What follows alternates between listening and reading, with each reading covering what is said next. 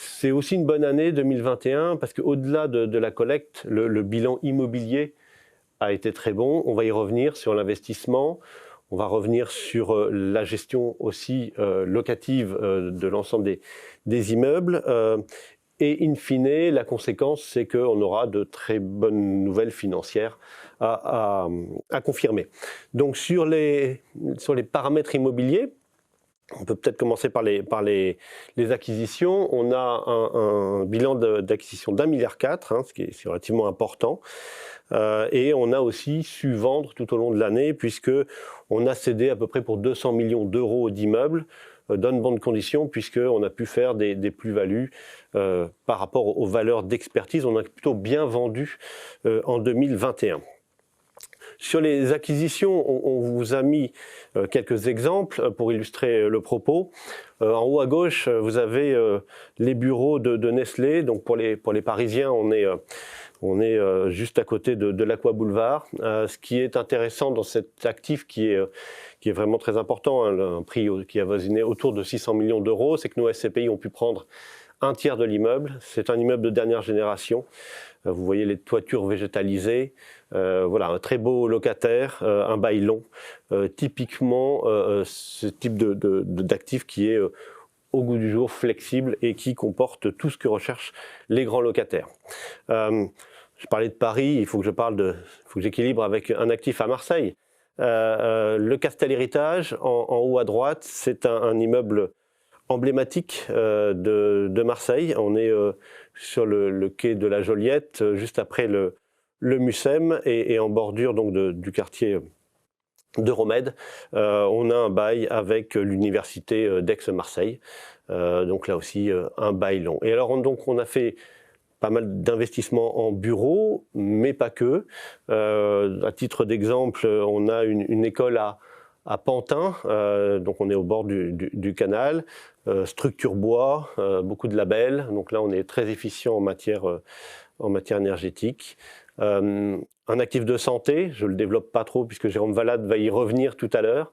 Et puis en France, mais aussi avec nos équipes qui sont situées à Londres et à Francfort, des investissements, alors en co-living en Allemagne, à Hambourg, donc co-living, c'est des studios privatifs, mais aussi beaucoup d'espaces partagés et de services dans une nouvelle façon de consommer du résidentiel, ou un troisième immeuble à Amsterdam qu'on a acheté. Là, c'est le côté multilocataire et on est sur le port, tout en haut de la ville d'Amsterdam.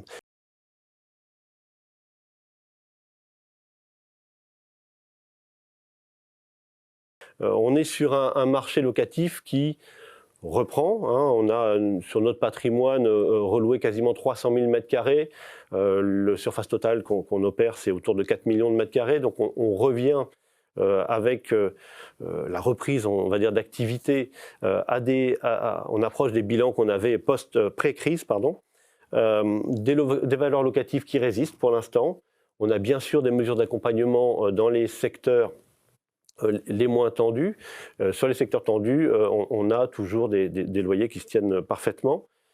Taux d'occupation, on a des taux qui sont restés stables sur 2021. Alors ça peut paraître un peu contre-intuitif parce qu'on lit beaucoup de choses dans la presse. Pour l'instant, on n'a pas d'accélération des congés sur notre patrimoine.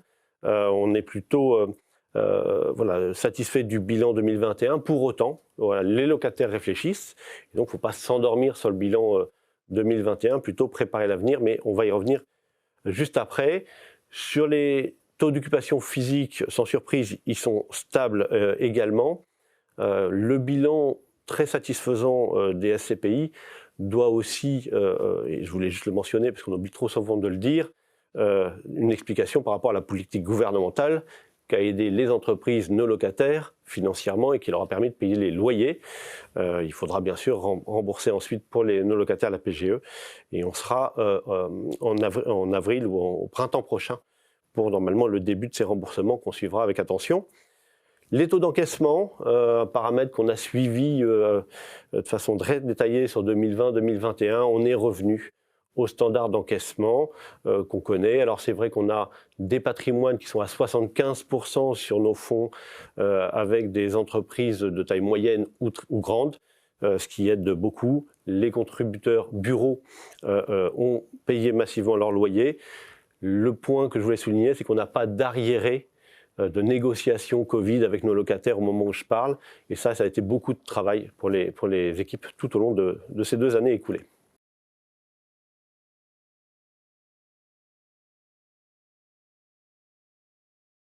Faut-il redouter une baisse des valeurs, je la lis, avec le contexte d'inflation et de remontée des taux aujourd'hui? Peut-être Marc-Olivier? Alors, c'est une question courte qui appellerait un développement plus long. Alors, je vais essayer de faire très court. D'abord, rappeler que nos loyers en matière d'immobilier commercial sont bien sûr indexés et couvrent jusqu'à une certaine limite évidemment de négociation la montée de l'inflation.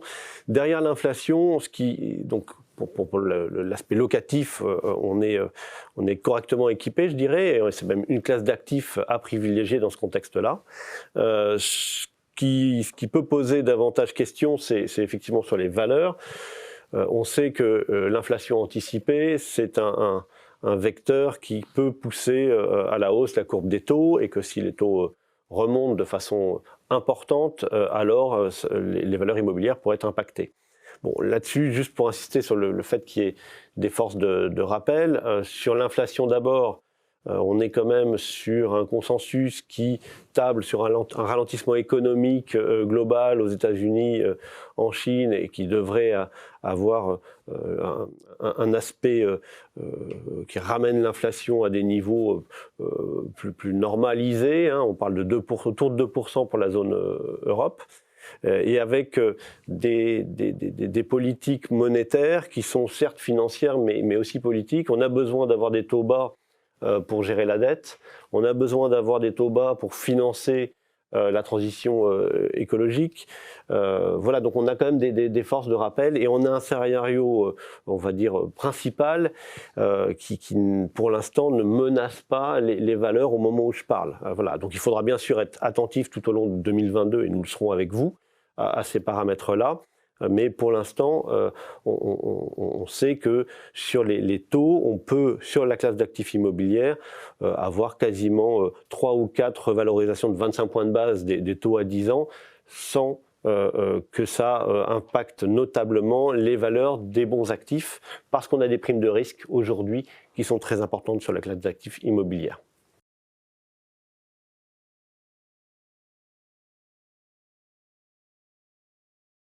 Je me doutais qu'elle allait y avoir la question, c'est normal. Elle concerne le télétravail, la montée du télétravail. Quid de la valeur des bureaux dans ce contexte de montée du télétravail?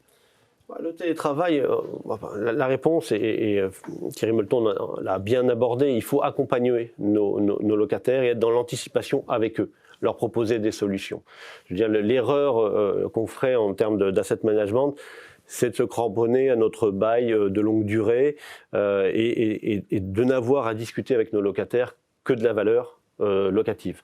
Nous, on travaille d'arrache-pied avec les équipes depuis 1 an pour justement proposer des solutions qui soient plus flexibles, qui permettent aux locataires de s'organiser et d'avoir là aussi une gamme de services qu'on peut proposer aux locataires dans les immeubles pour avoir d'autres choses que uniquement le loyer à discuter avec le locataire. Si on arrive à faire ça, je pense que voilà, on aura un bon positionnement bureau à moyen terme et pas d'impact trop notable de télétravail.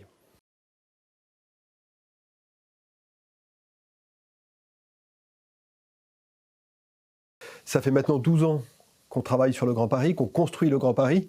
Et donc même si c'est encore work in progress assez largement, il y a des premiers bilans qui peuvent être tirés de la réalisation du projet du Grand Paris. Le premier, c'est évidemment quand on regarde par rapport à ce qu'on voulait faire initialement, quand on était dans le domaine du rêve et du projet, là on est dans le domaine du concret. Le domaine du concret, ça pique un peu plus que le domaine du rêve, parce qu'on se frotte à des difficultés, on se frotte à des terrains qui ne sont pas toujours faciles, et je ne parle pas que du travail des tunneliers là, mais de la réalité de la construction.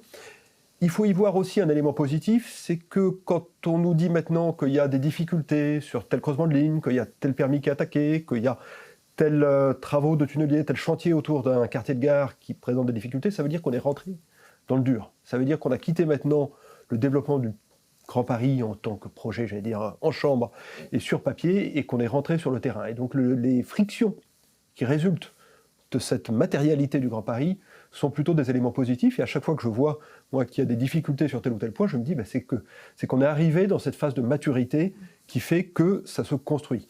Et Thierry le rappelait tout à l'heure, en se promenant dans le Grand Paris, n'importe qui fait l'expérience de voir le nombre de grues, le nombre de palissades de chantier, accessoirement le nombre de points de congestion de trafic, et je m'en excuse auprès de vous tous, qui montrent que le Grand Paris n'est pas une idée, mais c'est un projet qui est en train d'être réalisé. Il y a 3 ou 4 jours, on a fêté la fin du percement de la première ligne de la ligne 15 Sud. Donc ça y est, la ligne dans son intégralité est construite. Et une fois qu'on est dans cette partie-là, et c'est le deuxième point qui me semble important dans ce bilan, c'est la dimension irréversible du Grand Paris. Dans les premières années, quand l'enfant est encore fragile, il y a toujours le risque que la contrainte budgétaire, que les alternances politiques viennent contrarier le projet, et puis petit à petit, on détricote, on amende, on change, on modifie, on optimise, et on perd de vue ce qui était l'objectif. On n'en est plus là, on est passé résolument de l'autre côté. D'abord parce que la ligne est créée, parce que vous avez aujourd'hui plus de 20 tunneliers qui sont en service dans le sous-sol de Paris et qui sont en train de creuser. Et un tunnelier, ça rentre par un puits d'accès, et ça sort par son point de sortie. Il n'y a pas de marche arrière sur ce type d'équipement, donc une fois qu'il est là, il doit finir. Donc le Grand Paris, maintenant, quelles que soient, les vicissitudes et les difficultés, et il y en aura, celles qu'on prévoit, qu'on attend, qu'on redoute, et celles qu'on est incapable de prévoir, et je pense que l'actualité récente nous a appris tous à être assez humbles sur ce type de sujet, il y aura des vicissitudes, mais quoi qu'il en soit, le projet du Grand Paris ira à son terme. Donc c'est devenu réel, c'est devenu irréversible, et le troisième point résulte de ces deux-là, ça a créé une confiance dans le développement de Paris, qui elle-même alimente la machine. Les investisseurs qui au début regardaient en se disant tiens c'est intéressant ce qui peut se passer, ou les autres métropoles étrangères maintenant se disent ils sont vraiment en train de le faire. Les Français se sont dotés d'une grande ambition, ça que les Français soient ambitieux, ça n'étonne personne, mais derrière qui ont réussi à le suivre avec constance, avec ténacité, avec résolution. Et ça a généré une confiance qui vient alimenter lui-même la machine, puisqu'il y a énormément de projets qui sont portés par des acteurs privés qui se développent, et que tous ces projets portés par les acteurs privés viennent renforcer la nécessité d'avoir des réseaux de transport, d'avoir des équipements, d'avoir une cohésion politique à la bonne échelle. Donc il y a cette triple, dialectique, matérialité, irréversibilité, qui crée la confiance et qui elle-même vient justifier l'ensemble.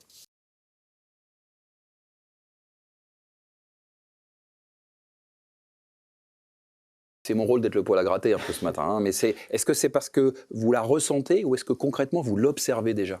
Alors, je la ressens, je la ressens très fortement, mais ce n'est pas simplement ma conviction.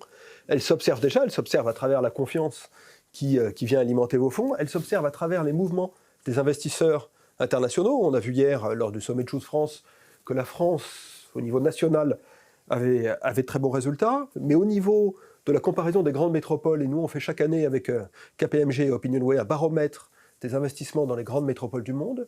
Avant que le projet du Grand Paris ne démarre, suivant les années, Paris naviguait entre la 12e et la 15e place des métropoles qui recueillent le plus d'investissements internationaux, calculés en nombre de projets, et ni en montant d'investissement, ni en déclaration d'emploi. Maintenant, Paris, depuis que le Grand Paris est arrivé, ne cesse de progresser d'année en année, est à la 2e place des métropoles mondiales qui captent le plus d'investissements internationaux. Est-ce que ça suppose comme développement, y compris comme développement immobilier, par rapport aux activités de la française? Et l'écart avec le premier, celui qu'on ne doit pas nommer, se réduit d'année en année, et si on poursuit le trend, et qu'on voit notamment dans la partie prévision, dans 1 an ou 2 ans, Paris devrait être la métropole qui capte le plus d'investissements internationaux au monde. Dans ce même baromètre, on a une partie donc, statistique où on compte les réalisations sur les années passées, et on a une partie un peu plus prospective dans laquelle on demande à un panel de 600 investisseurs et décideurs économiques dans les décisions d'investissement international quels sont les critères sur lesquels ils évaluent la pertinence d'investir dans tel ou tel endroit plutôt que dans tel autre, et comment est-ce qu'ils rankent les grandes métropoles du point de vue de leur attractivité. Ce qui est très étonnant là-dedans, c'est que le Grand Paris est très divers dans son approche. Là où on a des métropoles qui ont des points forts très importants sur une partie ou deux parties ou trois parties, le Grand Paris, lui, arrive très très bien placé parmi les 3 ou 4 métropoles de tête dans quasiment tous les critères qui jugent de la pertinence et de l'optimisation des métropoles. Donc ça, c'est un point qui est très fort. Et puis, celui que j'évoquais aussi un peu au démarrage, c'est la manière dont le Grand Paris, parce qu'il y a d'autres territoires qui se donnent des grands projets, donc ils savent ce sur quoi ils se sont échoués, et ils regardent comment on avance, c'est la manière dont ce projet a réussi à dépasser les clivages politiques et les alternances démocratiques. On a eu 3 présidents de la République successifs sur le Grand Paris, on a eu 11 ministres en charge du Grand Paris, on a eu des changements de majorité à la région, des changements d'équipe à la ville, dans les départements.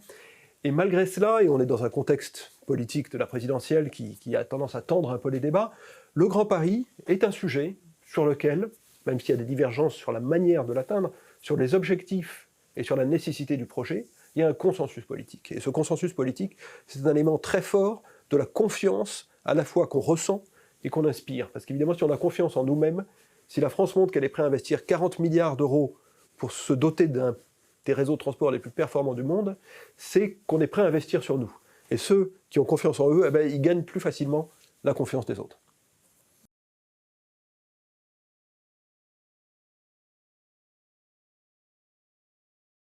Sur le projet de développement urbain, le Grand Paris, je pense, mérite d'échapper parfois à la litanie des grands chiffres, parce que c'est évidemment la tentation première, mais juste, on va faire 200 km de métro.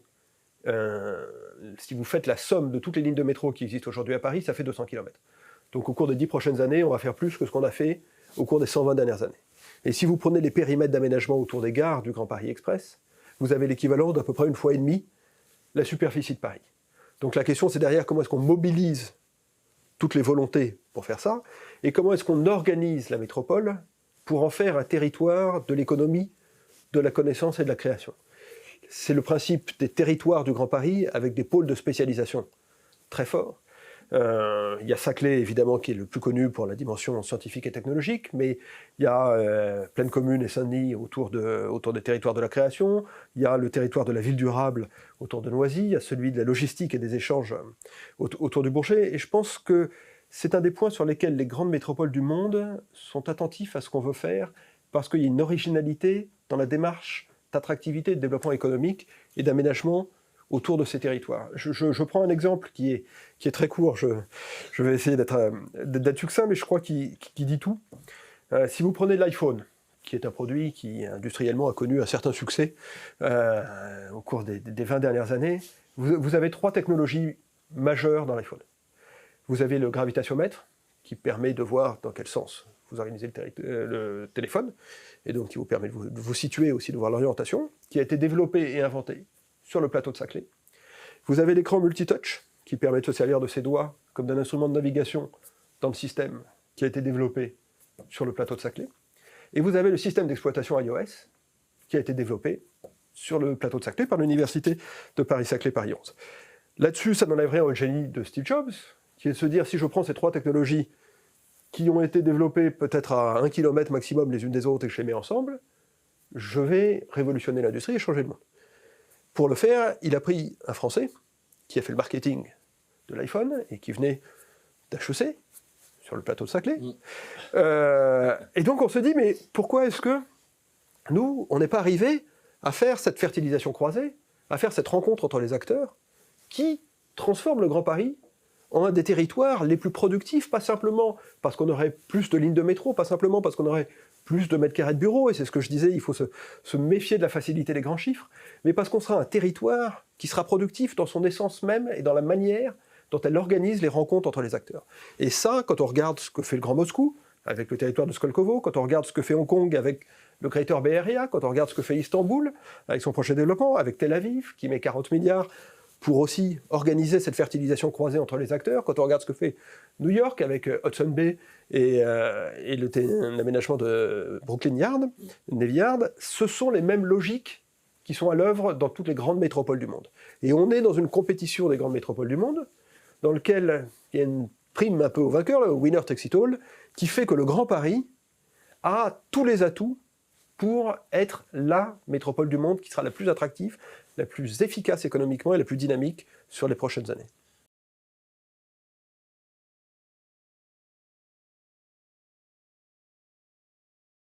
Je n'ai pas d'inquiétude sur le fait que ça se fasse ou pas.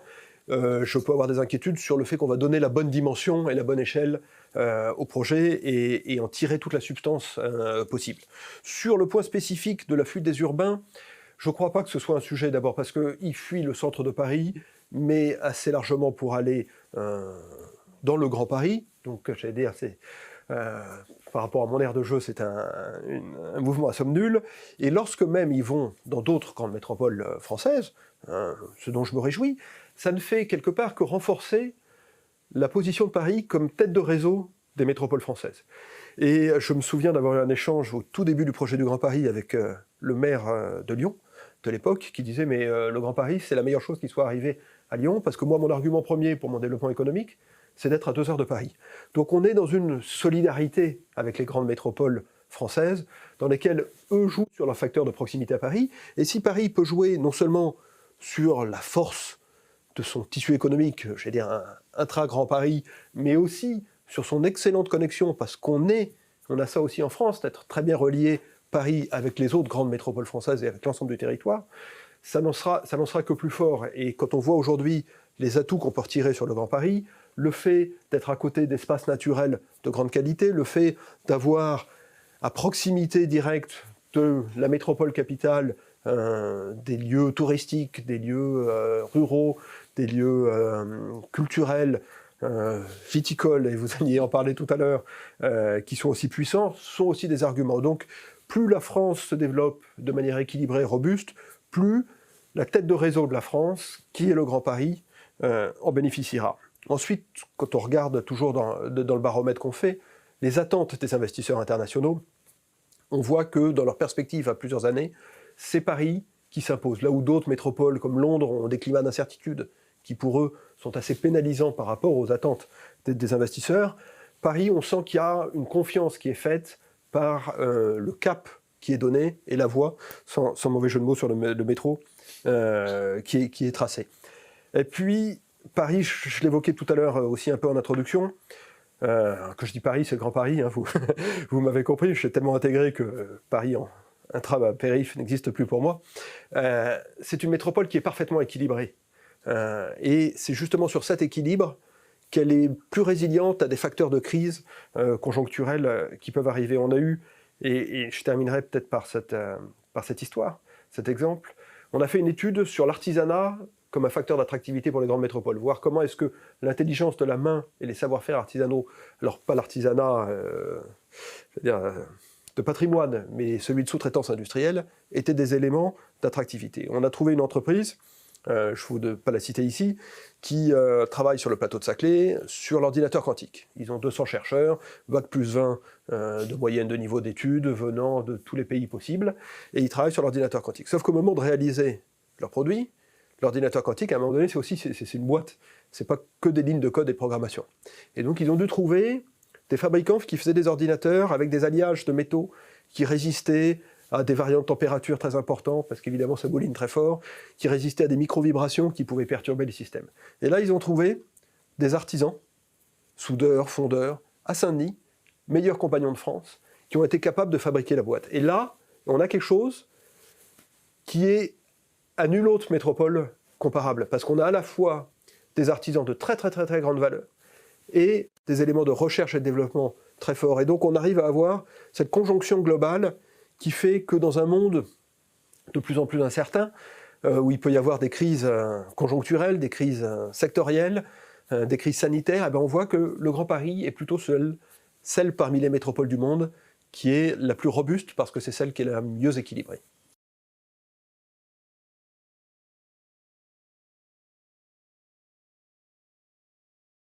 Grand Paris Patrimoine, c'est d'abord un patrimoine de grande qualité. Moi, sur les rapports annuels de chacune des SCPI, il y a la liste du patrimoine avec les adresses. Moi, j'invite les conseillers aussi à regarder où sont nos immeubles, à aller voir avec une application Internet rapidement à quoi ressemble le patrimoine de la SCPI. Vous aurez une excellente idée. Et nous investissons au fur et à mesure, effectivement, de la livraison des nouvelles gares et des nouveaux emplacements sur les immeubles neufs qui se livrent sur ces hubs multimodaux de transport, notamment pour le bureau. On ne peut pas être trop en amont, hein, on n'est pas avec des SCPI dans une logique de foncière, on est sur le fait de prendre les immeubles au moment de leur construction. Sur les paramètres financiers de la SCPI, c'est très solide. Hein. C'est une des SCPI qui compte les plus beaux immeubles, donc les plus grands locataires. On n'a pas eu de problème d'encaissement de loyer pendant les périodes de crise sanitaire et de confinement. On a des taux d'occupation qui sont très hauts et on a des réserves très importantes, hein, puisqu'on a quasiment 12 mois de réserves sur cette SCPI qui proviennent d'arbitrage d'actifs qu'on avait historiquement de façon plus longue et qu'on a repositionné effectivement sur ces nouveaux sites liés au développement du Grand Paris. Voilà, donc c'est vraiment une SCPI très solide, y compris financièrement.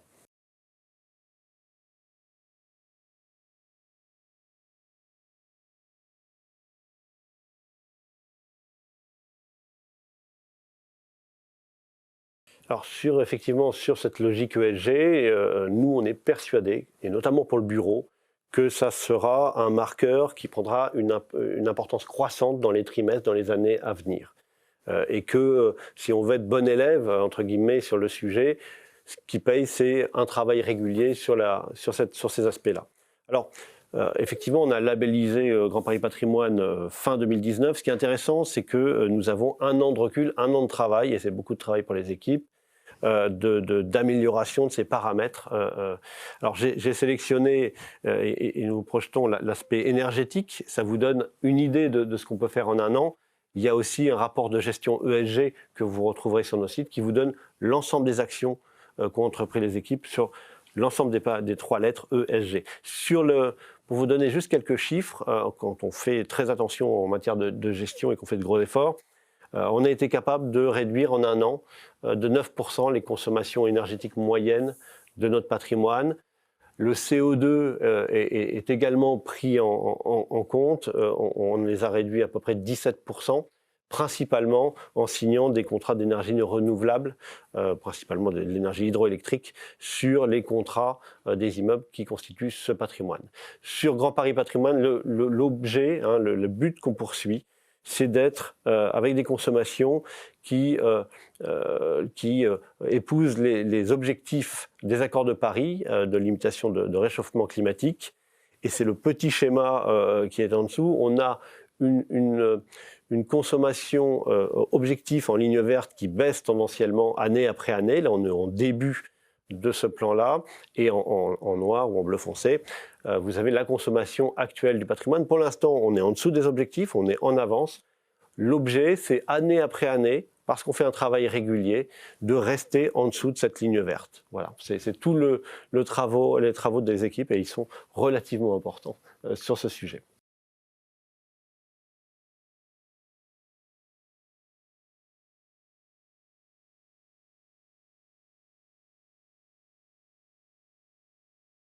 Quelques mots, Philippe, effectivement, sur cette thématique qui nous est très chère, vous le savez, et on vous remercie encore une nouvelle fois. On a reproduit le schéma qu'on avait initié sur Grand Paris et sur Europe Immo en s'adressant à des spécialistes que nous internalisons, qui vont nous servir, et Jérôme va vous expliquer dans un instant comment on travaille, au lancement de cette SCPI LF Avenir Santé, qui a une particularité, c'est que vous connaissez bien la santé, vous partenaires, puisque l'année dernière, 2021, a été la confirmation du succès de la thématique santé dans les allocations immobilières globalement et en SCPI en particulier, on y reviendra tout à l'heure. Et cette SCPI Avenir Santé a vocation à vous permettre de compléter vos allocations immobilières. Tout à l'heure, Stéphane Pichon vous parlait de l'univers de l'immobilier de santé, donc on est à quasiment 10 milliards d'investissements. Nous pensons à la française qu'il y a une très forte probabilité pour que vos allocations de SCPI de santé se diversifient. C'est dans ce contexte-là que nous lançons Avenir Santé, qui va compléter l'offre existante sur le marché. Aujourd'hui, c'est vrai que la santé est très positionnée lorsqu'on parle des SCPI de santé sur les EHPAD, voire les cliniques. Nous allons jouer un autre type d'immobilier de santé en complément qui est ce qu'on appelle la médecine de proximité, la médecine de ville, dont l'objectif va être d'accompagner le patient tout au long de son parcours de soins. Et vous allez voir dans ce que va vous expliquer Jérôme que nous avons comme objectif, bien évidemment, de jouer cette carte de l'immobilier de santé, mais dans un souci une nouvelle fois de complémentarité. Et comme nous joignons notre approche durable et notre conviction très forte que l'immobilier de santé va être une thématique de long terme, nous avons obtenu le label ISR pour cette SCPI Santé Avenir Santé qui va vous permettre dès aujourd'hui, puisque cette SCPI a été lancée il y a à peu près 2 mois, d'intégrer pleinement la santé dans vos allocations.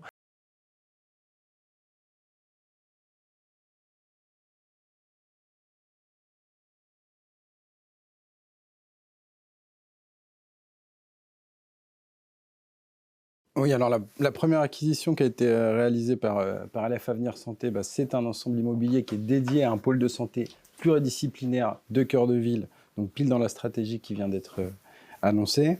Donc typiquement, on a une excellente localisation, on est situé dans le 8e arrondissement de Lyon, donc métropole régionale. On est au cœur du Bioparc, qui est un pôle dédié aux entreprises innovantes du secteur des technologies et de la santé.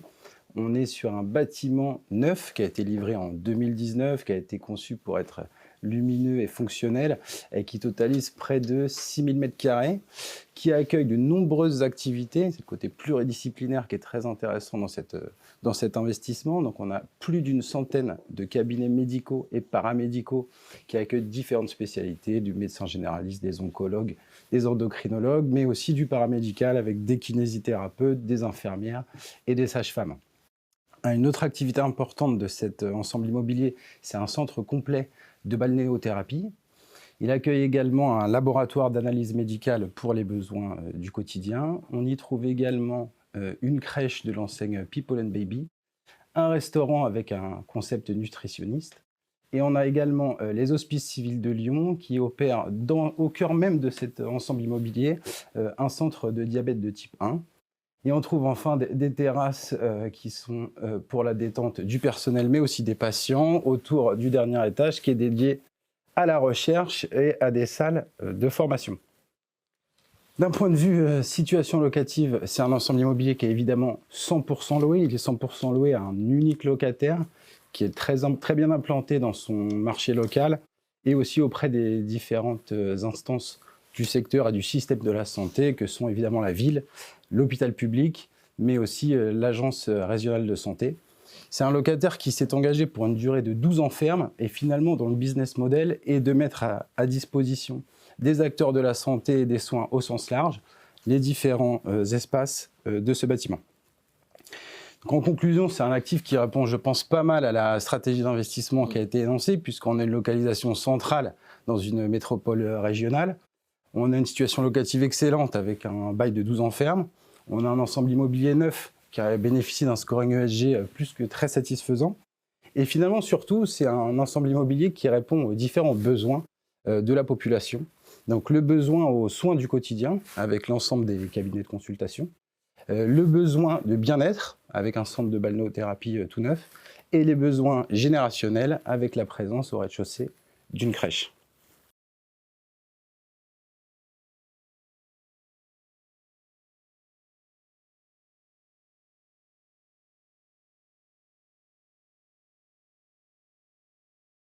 La taille, pour nous à la française, c'est un vrai sujet. C'est une SCPI qui atteint quasiment 5 milliards d'euros de capitalisation, donc qui est exposée depuis une 50aine d'années à ce qu'on va qualifier de bureau-corps, qui est une très forte conviction du groupe La Française. Et si je devais la positionner avant d'interroger Marc-Olivier sur les indicateurs et les paramètres financiers, c'est une SCPI qui est la traduction de nos convictions à la française. Autrement dit, si vous démarrez dans un investissement SCPI pour l'un de vos clients en tant que partenaire, il nous semble intéressant de démarrer par épargne foncière qui peut servir de socle d'allocation à votre client pour bâtir ce portefeuille. Parce que bien qu'elle ait 50 ans, Marc-Olivier, on sait bien qu'elle a des indicateurs que les partenaires regardent de très près. Est-ce que tu peux nous en dire un mot sur une nouvelle fois les taux d'occupation financiers, les taux d'encaissement et puis la performance accessoirement? Alors, plus encore, je pense que ce qui fait la force d'épargne foncière, c'est son dynamisme sur les 5-10 ans écoulés en matière de collecte et la politique d'investissement qu'on a eue tout au cours de ces dernières années. C'est une SCPI qui collecte 300 millions d'euros par an de façon très régulière, ce qui nous conduit à investir avec l'effet de levier quelque chose comme 400 millions d'euros sur les dernières années, chaque année. Et ce faisant, parce que nous avons retenu des immeubles très récents ou neufs, on a quasiment la moitié de ces 5 milliards d'euros qui a été investis au cours des 5 dernières années. Donc oui, c'est une SCPI qui a 50 ans, mais c'est une SCPI qui est très active. Et la taille, juste pour finir avec ce point qui est pour moi essentiel, ça permet effectivement, notamment dans le domaine de l'investissement, de se positionner sur des actifs de grande taille, de se positionner sur des portefeuilles et aussi de conduire tout ce qui est transition et verdissement sur le patrimoine avec une puissance financière endogène à la SCPI très importante. Les paramètres financiers sont objectivement de très bon niveau, que ce soit les taux d'encaissement, que ce soit les taux d'occupation. Et puis là aussi, on a, suite à la fusion notamment, des réserves importantes, puisqu'on a 8 mois de réserve dans la SCPI, ce qui effectivement la positionne parfaitement pour être une pierre angulaire d'une constitution de portefeuille pour un client.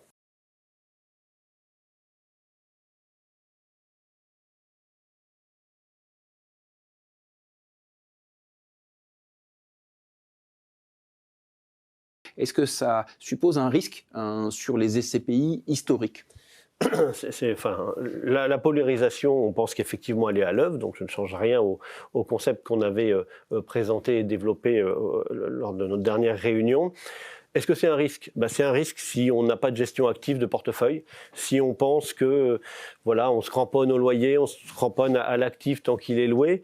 Le problème, il intervient au moment où l'actif voit son locataire partir, où les travaux sont très importants. Le problème numéro 2 qui peut advenir, c'est aussi qu'on n'a pas des actifs qui sont aux dernières normes en termes de technique et ESG. Ça, à mon sens, peut devenir un problème. Nous, aux côtés de la Française, on a accéléré le programme d'arbitrage. Chaque année, on arbitre autour de 200 à 300 millions d'euros au cours des 5 dernières années. On a arbitré 1 milliard d'euros, ce qui est relativement conséquent. Dans le plan d'arbitrage, il y a bien sûr les actifs qui ont rendu de bons et loyaux services par le passé, mais dont on est avec un point d'interrogation sur la capacité à le maintenir aussi performant sur l'avenir. Le marché est relativement dynamique et haut en immobilier. C'est le moment aussi à saisir pour céder ces actifs-là.